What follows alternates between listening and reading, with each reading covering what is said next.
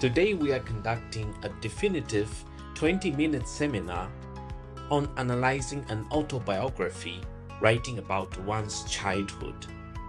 This session is built to provide you with the comprehensive analytical framework required for your grade 12 curriculum. We will explore the theoretical foundations, structural components, and linguistic techniques of the genre, followed by a rigorous evaluative workshop. Our goal is to understand not just how autobiographies are written, but how they construct identity through memory. Today, we are going to learn how to analyze an autobiography and understand why childhood memories are one of the most important parts of autobiographical writing. Before we begin, I would like you to think about one simple question. What is your earliest memory? Perhaps you remember your first day at school. Perhaps you remember playing with your brothers and sisters in your village. Maybe you remember your grandmother telling stories beside the fire. These memories, however small they seem, are the foundation of your personal identity. When writers describe these memories, they are crafting an autobiography. Although every person remembers different events, these memories become the very foundation of our personal identity. They shape who we are today and who we will become tomorrow. In this lesson, we will explore the mechanisms through which writers reconstruct their past to explain their present. We will look at how memory is not just a record of facts, but a tool for making sense of a life's trajectory. Understanding this connection is the first step in high-level literary analysis of any life narrative. Many students think an autobiography is simply writing about themselves. That is only partly true. An autobiography is much more than recording events. It is the story of a person's life, written by that same person, explaining not only what happened, but also how those experiences changed the writer. This distinction is critical. It is the difference between a dry logbook and a work of literature.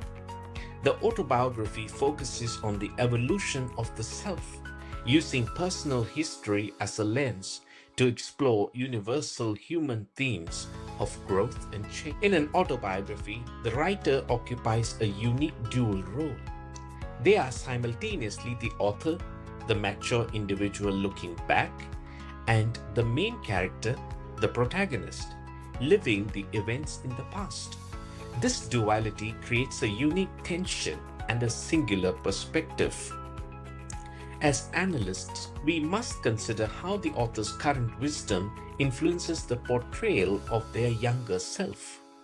This makes autobiographies unique among literary texts, providing a level of internal access that no fictional work can truly replicate. To understand the term, we look to its Greek roots. Auto means self, bio means life, and graphy means writing. Therefore, autobiography literally translates to writing about one's own life. Unlike fiction, an autobiography is based on real experiences. The people, the places, and the emotions are all grounded in the writer's authentic lived reality. This grounding in truth is what gives the genre its power and its purpose. It is the graphing of a soul onto the page. Why do people choose to write autobiographies? The reasons are diverse. Some people write to preserve family history, ensuring that their lineage and traditions are recorded for posterity. Others want future generations to understand their struggles and the obstacles they had to overcome. By documenting their journey through adversity, writers provide a roadmap of resilience for others. It is a way of ensuring that one's hardships were not in vain, but instead serve as a lesson for those who follow. Many wish to inspire others. For example, a successful doctor may write about growing up in poverty to encourage young people never to give up. A teacher may describe difficult childhood experiences to show how education transformed their life. Some writers simply wish to reflect on their lives, seeking to find meaning in the sequence of events that constitute their existence. Therefore, an autobiography is not simply telling stories. It is sharing wisdom gained through experience, offering the reader a share in the writer's maturity. Every autobiography contains several important characteristics that define its literary nature. First, it is written in the first person.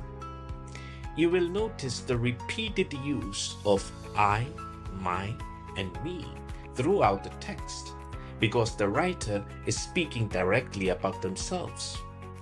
This first-person point of view makes the story intensely personal and builds an immediate bond of trust and intimacy with the reader.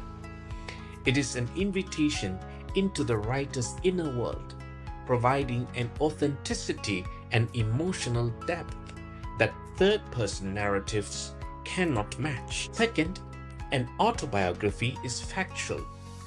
Autobiographies describe real events that actually happened to real people in real places.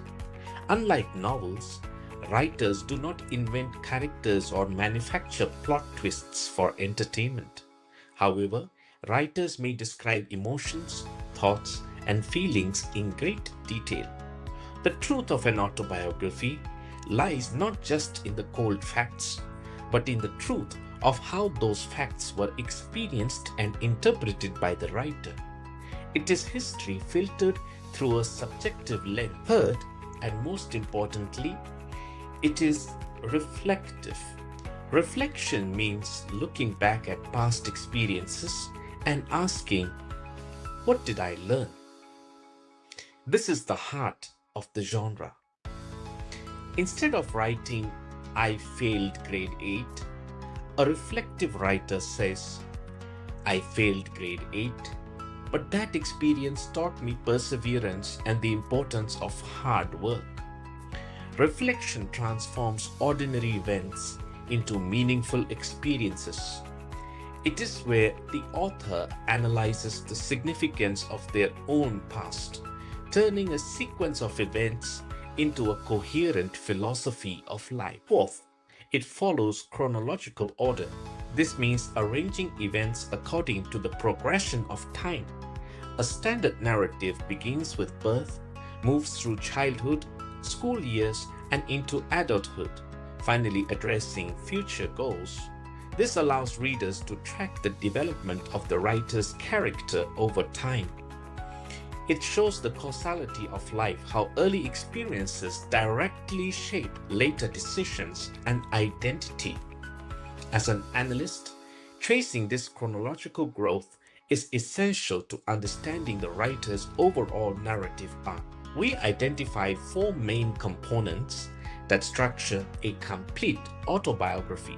Component 1 is life description. This introduces the writer and answers the fundamental question, who am I? It includes facts like name, birthplace, and family background. But grade 12 level writing goes beyond these dry details. Instead of saying, I was born in Tari, a writer might say, I was born in Tari, surrounded by beautiful mountains where my family farmed for our daily living. Notice how this creates imagery, allowing the reader to truly picture the setting. Component 2 is the meaning of life. This is where autobiography truly becomes literature. Here, the writer analyzes their experiences instead of just listing them. They ask themselves, what did this experience teach me? How did it change me? why do I still remember it? For example, my parents taught me respect through their actions rather than their words. This level of analysis explains character development and the internal values that the protagonist developed over time. This is where the profound depth of the narrative is found. Component 3 is the vision of the future. An autobiography does not only look backward, it connects the past to the future. The writer should explain what kind of person they want to become and how their childhood experiences have influenced their dreams. A child growing up in a remote village might be inspired to become a doctor because they witnessed a shortage of medical services. This component provides the narrative's forward momentum, showing how the lessons of the past shape the goals of the future. It is the story of an evolving self. Finally, component 4 is the conclusion. A conclusion does not merely end the story. It leaves the reader with an important message. Good conclusions answer critical questions. What have I learned? How has life shaped me? And what advice can I give others? A positive conclusion ends the autobiography with a sense of hope and purpose, synthesizing everything the writer has shared into a final takeaway for the reader. It is the destination of the entire narrative journey, consolidating the writer's identity. Why is childhood so foundational to the genre? Psychologists often say the child becomes the adult. This is because our core personality and worldview are built in those early formative years. Many of our most important values, respect, honesty, responsibility, kindness, and hard work, originate during childhood. Most autobiographies begin here because early experiences are the best way to explain later behavior. For example, a child who grew up helping parents in the garden may develop a strong sense of responsibility. Childhood memories are the keys to understanding our adult self. To make an autobiography truly engaging, writers must use sophisticated literary techniques. The first is descriptive language. Instead of writing simple dry facts like "our house was small," a skilled writer uses descriptive details to create vivid imagery. They might write, "Our small bamboo house stood beside a flowing river, surrounded by tall trees and colorful flowers." This allows the reader to imagine the place and feel the atmosphere of the writer's childhood.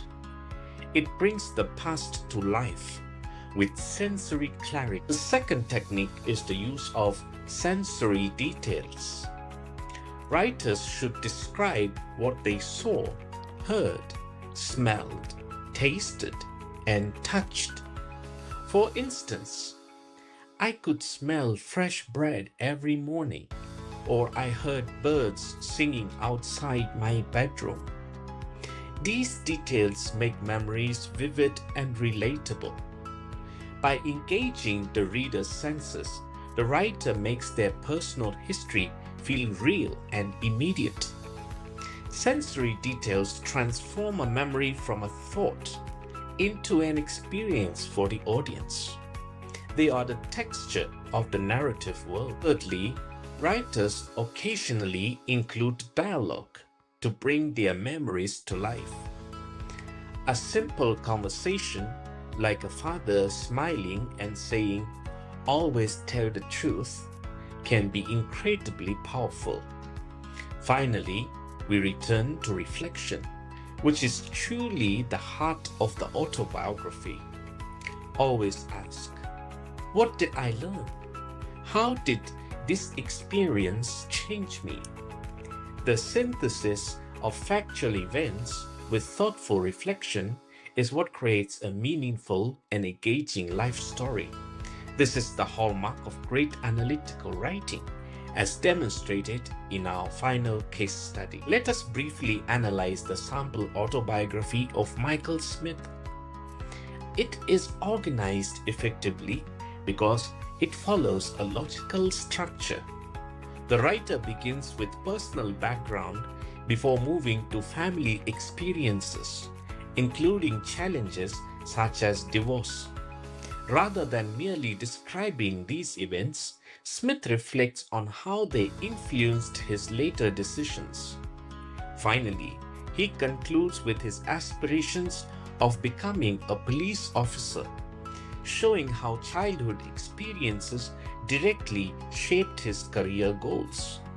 This demonstrates that combining factual events with reflection creates powerful and engaging narrative. We have now completed our theoretical and analytical journey through the autobiography.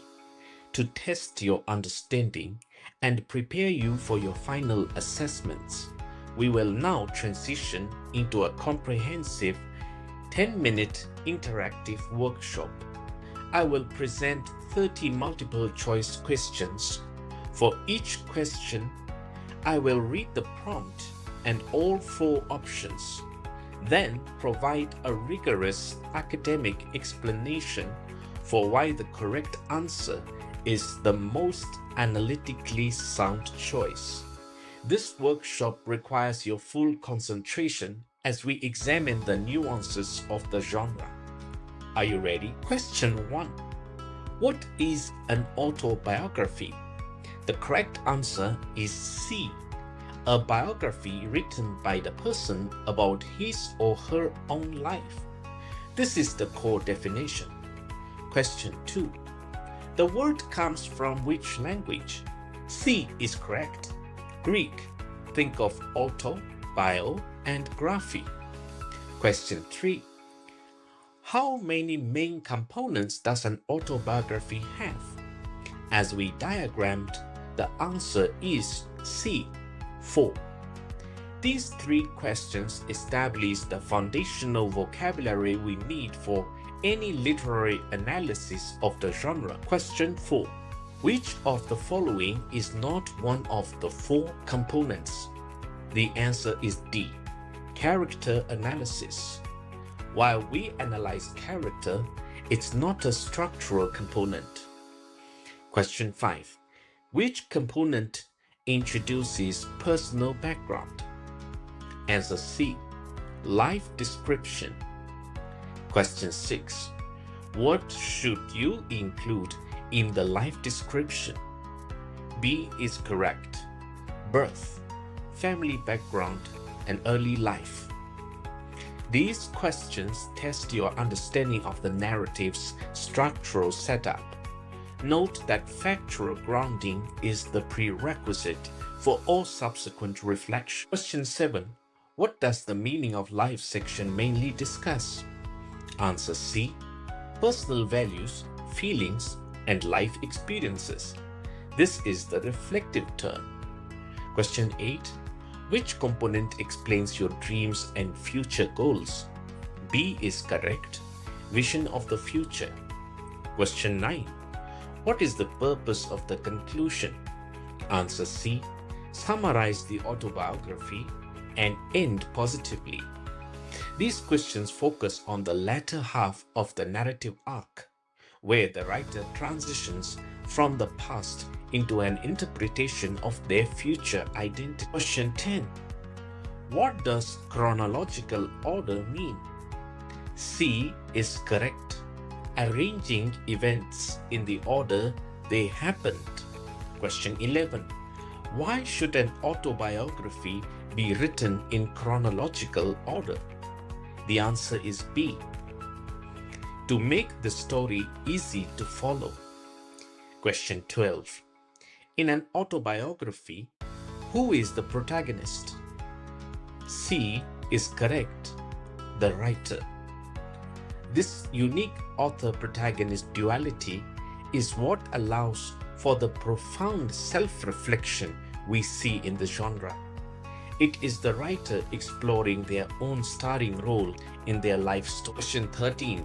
Which word means very interesting? Answer B. Fascinating. Question 14. Which word means not clear or not specific? C is the correct answer. Vague. Question 15. Which word means valuable or meaningful? A is correct. Worthwhile. High-level analysis requires precise vocabulary. Great writers avoid vague descriptions and instead delve into fascinating, worthwhile memories that anchor their narrative in specific, meaningful details. Precision in language leads to precision in memory. Question 16. Which word means to explore deeply? Answer A. Delve. Question 17. What can help make an autobiography interesting? B is correct. Using detailed childhood memories. Question 18. Which of the following is an example of a childhood memory? Answer B. Playing with a favorite toy. These questions highlight the psychological depths of the genre. To delve into a memory is to seek the universal truth hidden within the personal experience. Detailed memories provide the authentic texture of the past. Question 19. Why is writing about childhood important? Answer A. It helps bring back forgotten memories. Question 20. Which question would help you write about your childhood? B is correct. What was my favorite childhood game? Question 21. What should you describe about your favorite toy? B is correct. Its appearance, texture, and why you liked it. This is the application of sensory details. By exploring these early experiences, the writer reestablishes the connection to their formative self and uncovers the roots of their character. Question 22. Which of the following is not suggested as a childhood writing topic? D is correct. Stock market investments. Focus on lived reality. Question 23. What is one benefit of autobiographical writing? Answer A. It improves descriptive writing skills. Question 24. What can writers describe about their childhood home? A is correct. Rooms and family memories. Describing the physical spaces of your past is a powerful way to ground your narrative. It creates a sense of place that the reader can inhabit alongside you. It is the geography of memory. Question 25. Why is it important to include personal feelings? Answer A. They help readers understand the writer's experiences. Question 26. What should be included when writing about family life? A is correct. Relationships with family members. Question 27. Which part of an autobiography encourages reflection on life? As we discussed. Answer A. Meaning of life. These questions focus on the subjective and interpersonal layers of the narrative. Emotional honesty and detailed family history are what transform a dry record into a compelling work of literature. Question 28. What does a positive conclusion do? Answer B. Ends the autobiography with hope and purpose. Question 29. Which of the following would make an autobiography more engaging? A is correct. Honest experiences and detailed descriptions. Finally, question 30. Which statement best describes an autobiography? The answer is B. It is the true story of a person's life written by that person. This completes our evaluative workshop. You have now analyzed every key aspect of the genre through a rigorous academic lens. Well done. to all participants for their attention. Today we have conducted a definitive seminar on the autobiography.